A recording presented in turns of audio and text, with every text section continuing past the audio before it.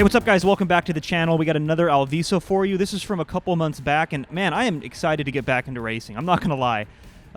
We're still a ways off from the race season starting officially, but kind of getting back into training. So wanted to go back and revisit some of these old Alvisos. So with that said, let's dive right into it. Okay, so a couple laps in, I'm just chilling in the pack here, saving energy way too far back, and an attack ends up going off the front, and you can't really see it from my perspective. And this is how quickly it can happen if you're out of position like I am right now. And this is the thing about bike racing. It's always a trade-off. Like if you're far back in the group, you get an epic draft. Like I am right here, fantastic draft. I'm not using much energy. You don't have to make those hard accelerations, and you can tail gun the corners. But the trade-off is you risk missing out on breakaways.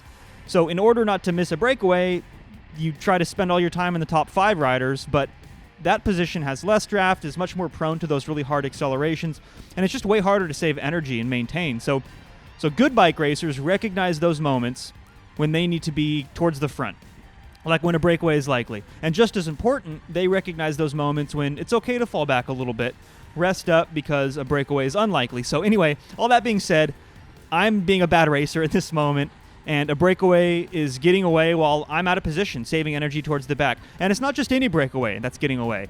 It's got the major Alviso hitters like Max, like Matt from Teyrun Elite, and a couple of other strong riders that make up a really powerful group of 4 that immediately gets out of sight. A couple laps later, the chase effort hasn't really made a dent in the gap to the lead breakaway group. So you can see I've made my way up to the front of the race, and I need to make something happen here because the race is getting away from me, and they're like a good 30 seconds up the road. So I'm going to try to force a split here in the crosswind. This rider in the pink is Zach. His teammate is up the road, and he's not going to be doing any work. So I do a little effort here in the crosswind. This is a left to right crosswind. I almost killed a squirrel right there. I just realized in this moment. And you can see me checking back.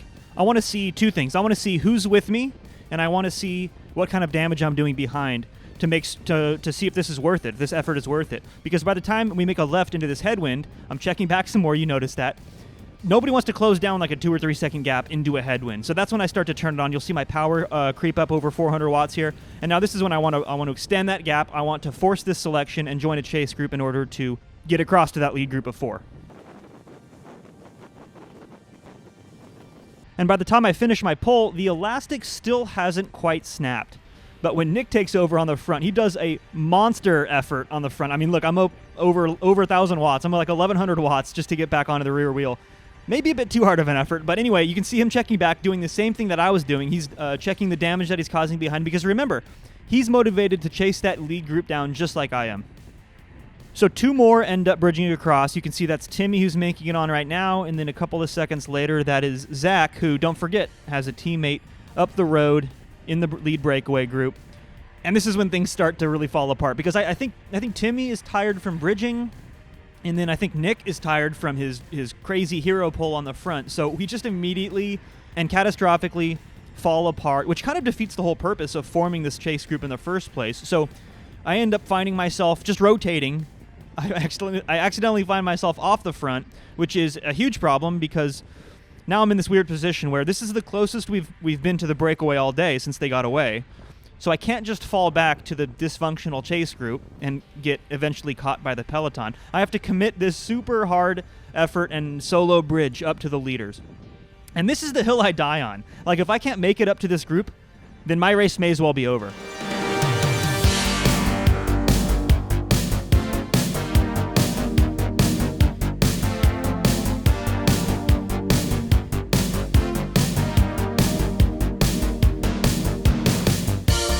So I end up making it to the lead group, but I am seeing completely cross-eyed, and immediately the games begin, gaps open up, and I am in no shape, you guys, to close down any more gaps for at least a little bit. I mean, I need a breather, right? I'll work with you. Let's go. So we work together, and we eventually bring back that group of 2, which makes this a lead breakaway group of 5 riders.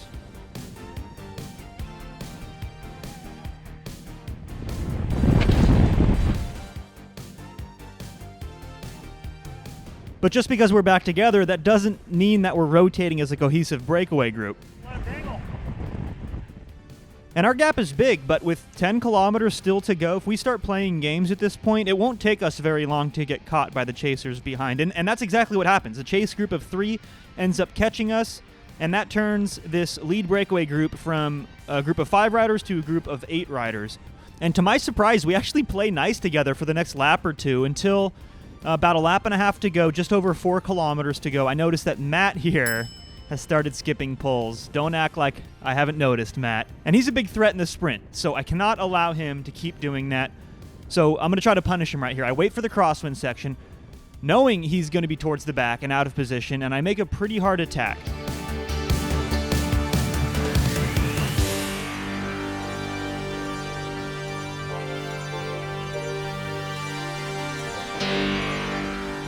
And it works. He's forced to burn a couple of matches to chase me back. And this started the final phase of this race, which is no more rotating turns and a cohesive breakaway pace line. No more playing nice. It is every man for themselves at this point. The winner will come from this group of 8. So now we're on the last lap. I find myself on the front, chasing back all these attacks, which is less than ideal. But I have full confidence in my sprint. I just want to keep it together for a field sprint. But first I got to chase this guy back, and he is making it really hard on me. I mean, this is a great move. Like, this is the last thing I want to be doing as a sprinter. But eventually I do chase him back. I hit the front. We enter the crosswind section. I take the sheltered side of the road. Remember, this is the left to right crosswind. I really lower my power to reduce my heart rate to make sure I can still fire off a powerful sprint when the time comes. And I get lucky at this point because there's no attacks. What I want to do is fall back in the wheels, save energy in the draft so I can time my sprint accordingly. But it's never that easy, right? Attacks go immediately, which I just have to let go, to be perfectly honest. If I continue chasing these down, I'm not going to have the legs to contest the sprint finish. So I have to fall back, let these attacks go, hope that others chase, or hope that they just don't get too far away and then I can catch them in the sprint. And I know this doesn't seem like much, but you hear me yelling left right there. I'm signaling to these riders in front of me that there's an attack going. I'm really just trying to coax them into chasing that back, into pulling, because now, there are 2 riders off the front, 1 in pursuit, which means that there's only 5 in this group behind, and there's not many places to find shelter in a group of 5. You can't really just sit in, and the ideal situation is I don't do any work between now and 250 meters to go. Gotta rotate. I'm trying to be as patient as possible right here because... Right side. Yeah, and I'm doing the same thing right here. I'm calling right side. And this is when Matt has had just about enough, and he absolutely nukes it on the left in pursuit of those riders. He doesn't trust that they're going to be brought back.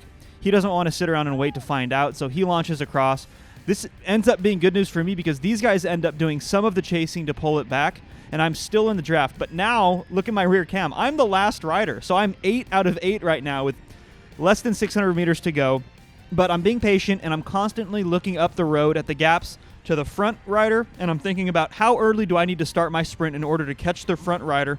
And it's about here at 350 meters to go. I open it up, a good amount of power at first to make sure that nobody is in my draft, and then it's just about gauging the effort to make sure you're completely empty by the time you cross the finish line. And I'm not going to lie, this is tricky because it's a complicated thing where you have to think about how tired are the riders in front of you, how much more time is there, what's the wind like, are there semis coming out in front of you? Always sketchy here at Alviso. But I get the timing just about right, and as I'm passing Matt here, inside of 100 meters to go, I'm able to sit up. I look under my shoulders there to make sure I have it. Too tired to post up, but that's how I took down another Alviso. Thanks for watching, guys. If you like this, please consider hitting the subscribe button, giving this video a thumbs up, and I'll catch you guys in the next one.